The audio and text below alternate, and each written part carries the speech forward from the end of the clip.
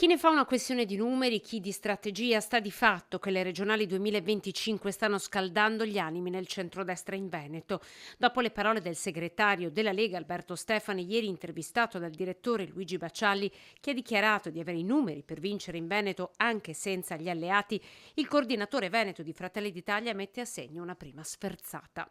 Non sono un grande appassionato di sondaggi, mi piacciono molto di più i risultati elettorali. E i risultati elettorali sia delle scorse politiche sia di quelle delle recentissime elezioni europee ci dicono che i veneti apprezzano gli esponenti e il messaggio di Fratelli d'Italia. Non ne fa una battaglia di numeri, ma una questione di diritto. Il capogruppo della Lega in Consiglio regionale, Alberto Villanova. Abbiamo riportato con il presidente Zaia la nostra regione al centro del dibattito politico, anche adesso con tutto il processo sull'autonomia il Veneto è il portabandiera di questo progetto di rinnovamento dello Stato e quindi io credo che mantenere la guida di questa regione per un movimento come il nostro, un movimento identitario legato al territorio, sia semplicemente fondamentale. Noi non ci possiamo permettere dal punto di vista politico di perdere quello che è un nostro simbolo. Nelle condizioni di Stefani farei la stessa cosa. Chiosa, il coordinatore trevigiano dei meloniani, Claudio Borgia, fanno il loro lavoro sul territorio. I pesi, però, chiarisce, sono cambiati.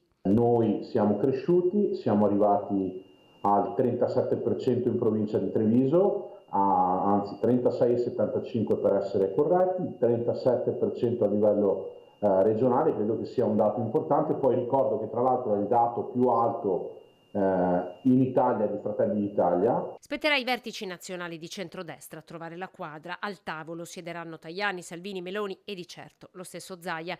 Ma se la Lega spinge per mantenere il primato in Veneto, ai fratelli il compito in queste ore di suggellare l'alleanza. Smettiamola di parlare di divisioni, ma stiamo assieme e diamo ai veneti un'offerta politica ed anche un candidato che esprima ciò che i veneti veramente vogliono, e cioè l'unità.